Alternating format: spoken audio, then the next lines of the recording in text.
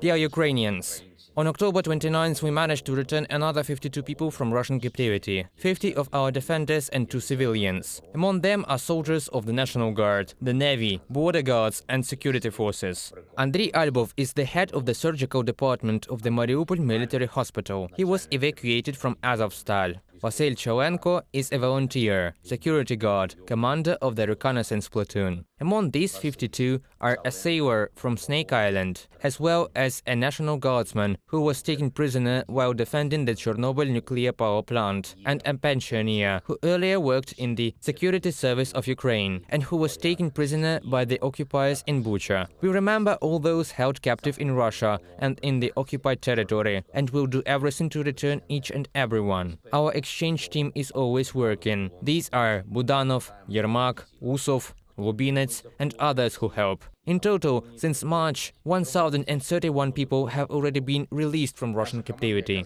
Thanks to the whole team for this result.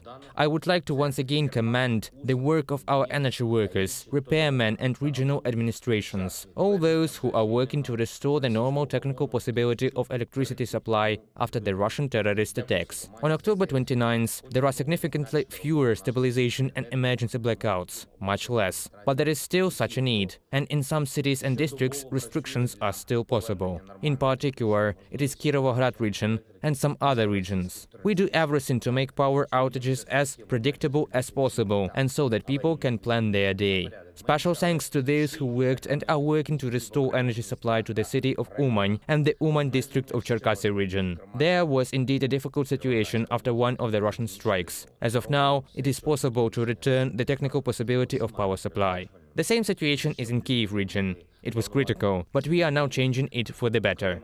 I want to emphasize, the return of the technical possibility of supply does not mean that the energy shortage in the system has been overcome. Russian terror continues. It is very cynical. Sometimes it repeatedly attacks deliberately when repairs have begun, when recovery work is in progress. Unfortunately, we have casualties in repair crews, in energy companies. My condolences to their families. Therefore, please, this applies to all Ukrainians. It is very important to be conscious of electricity consumption. This necessity persists. Now we all have to contribute to maintaining the stability of the entire power system. During the week from Saturday to Saturday, more than 40 Iranian strike drones, a significant number of Russian missiles, 6 attack helicopters of the occupiers, several of their planes were shot down. Such a result means hundreds of Ukrainian lives saved, dozens of critical infrastructure objects saved.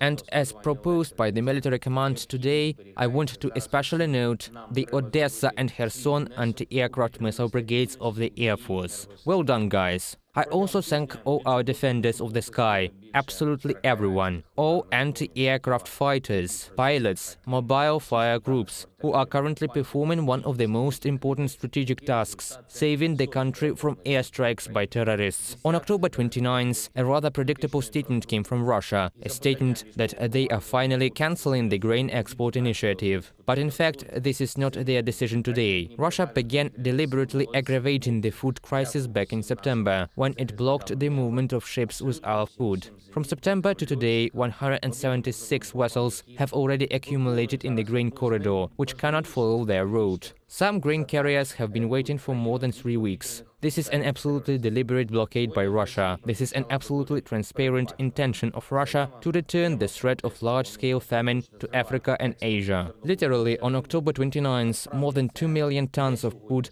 are in the sea. This means that access to food has actually worsened for more than 7 million consumers. Algeria, Egypt, Yemen, Bangladesh, Vietnam, other countries, very different countries, from different parts of the world, but they can all be equally destabilized by this Russian decision to block exports. I emphasize, this decision was made by Russia apparently in September. Only this queue of ships with food at sea can testify to this. It is also important that Russia attacked our naval forces at least twice during the grain initiative, precisely by those forces that guarantee the safety of the grain corridor. A strong international response response is needed now, both at the UN level and at other levels, in particular at the level of the G20. How can Russia be among the G20 if it is deliberately working for starvation on several continents? This is nonsense. Russia has no place in the G20. All partners see this artificial queue of vessels. They see what Russia did to disrupt the grain initiative. They see that even ships with grain, which are contracted within the framework of the UN food program for the poorest countries, do not get a guaranteed opportunity to pass through the sea route. Russia is doing everything to ensure that millions of Africans, millions of residents of the Middle East and South Asia find themselves in conditions of artificial famine or at least a severe price crisis. But why a handful of people somewhere in the Kremlin can decide whether people in Egypt or Bangladesh will have food on their tables? What is it? The world has the power to protect people against this. Ukraine has been and can continue to be one of the guarantors of global food security. Russian terror and blackmail must lose. Humanity must win. I thank everyone who is fighting with us to restore peace and stability to international relations. I thank everyone who fights and works for Ukraine. Glory to Ukraine. Дякую кожному і кожній,